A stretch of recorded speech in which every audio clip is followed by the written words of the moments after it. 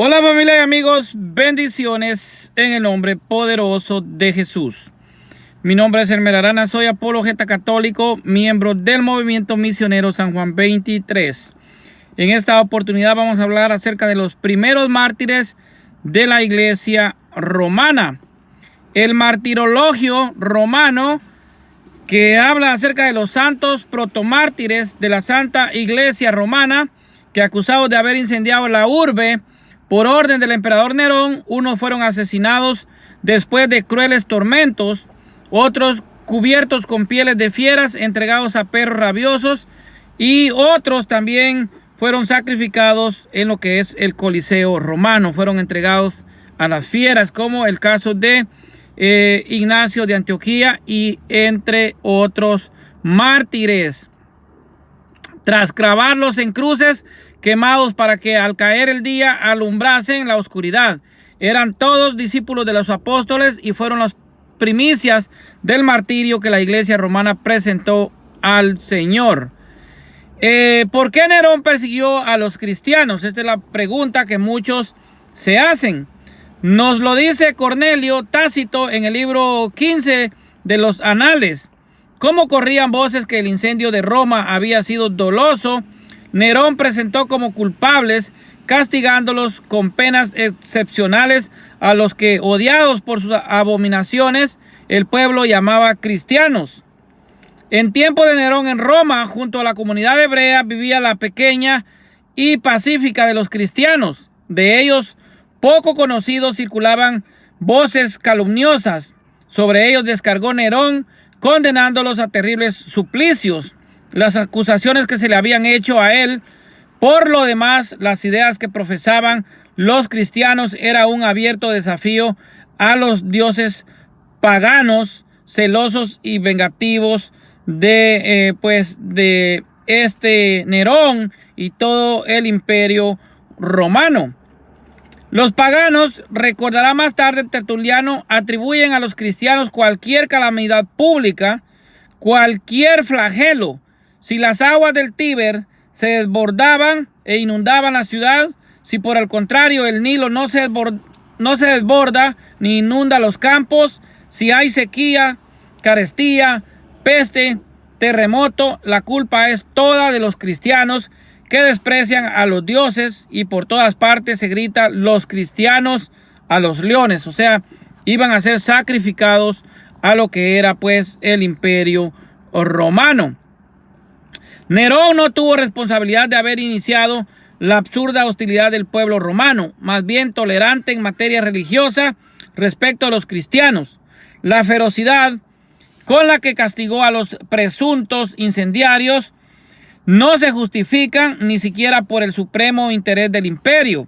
Episodios horrendos como el de las antorchas humanas rociadas con brea y dejadas ardiendo en los jardines de la colina, opio, o como aquel de mujeres y niños vestidos con pieles de animales y dejados a merced de las bestias feroces en el circo del Coliseo romano, fueron tales que suscitaron un sentido de compasión y de horror en el mismo pueblo romano de aquel entonces.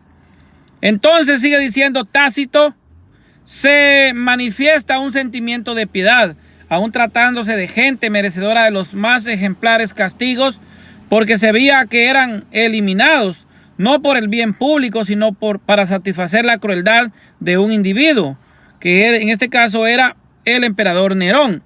La persecución no terminó en aquel fatal verano del año 64, sino que continuó hasta el año 67.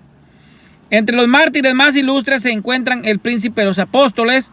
Como sabemos, San Pedro fue crucificado de cabeza en lo que es el circo neroniano, en donde hoy está la Basílica de San Pedro, y el apóstol de los gentiles San Pablo decapitado en las Aque, Galbie, y enterrado en la vía Ostiense. Después de la fiesta de los dos apóstoles, el nuevo calendario quiere celebrar la memoria que los numerosos mártires que no pudieron tener un lugar especial en la liturgia. Esto es pues entonces a lo que se refiere pues todos los mártires de la iglesia, que son santos de la iglesia. Entonces así tenemos pues muchos mártires. También vemos en el Antiguo Testamento que también el profeta Isaías fue cortado a la mitad.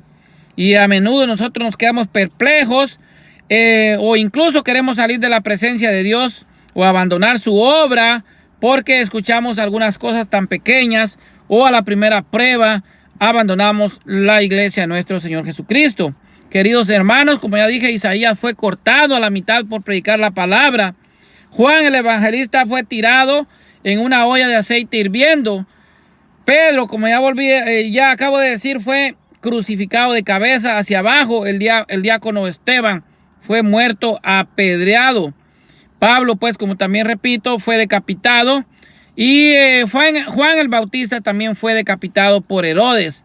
San Ignacio de Antioquía, lo repito, padre apostólico de la iglesia que creía en la presencia real de Cristo en la Santa Eucaristía y quien dio el nombre de católica a la iglesia en el año 107, que la verdad pues no es un nombre sino un adjetivo porque la iglesia es universal, también fue devorado por las fieras en lo que es el circo pues del Coliseo romano.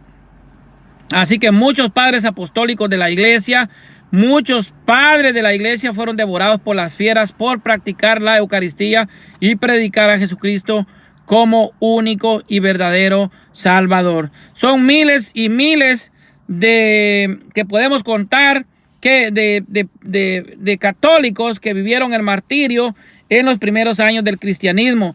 Son miles, estamos hablando de miles, quizás millones de mártires de la iglesia. Por eso los tenemos como santos, porque dieron su vida por el evangelio de Jesucristo. Así que sigamos luchando por el evangelio de Cristo y no nos detengamos ante ninguna pequeña prueba que se nos pueda vengar. Siempre oremos al Padre y digamos que la iglesia pues que despierte esta iglesia, que viva esta iglesia. Vamos a lavar nuestras vestiduras, nuestras lámparas que tienen que estar llenas y encendidas, porque nadie sabe la hora en que vendrá el esposo, que es Jesucristo, el esposo de la iglesia, a buscar a esta iglesia sin mancha. Jesucristo es cabeza de la iglesia, como nos dice Colosenses capítulo 1, versículo 18. Jesucristo es el esposo de la iglesia, como nos dice Efesios capítulo 5, versículo 23. Así que sigamos adelante a pesar de las pruebas que podamos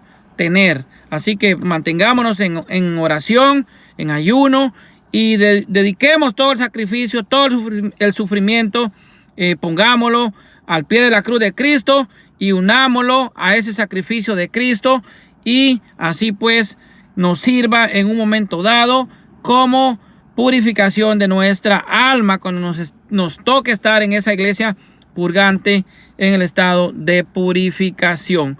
Bendiciones para todos en el nombre poderoso de Jesús.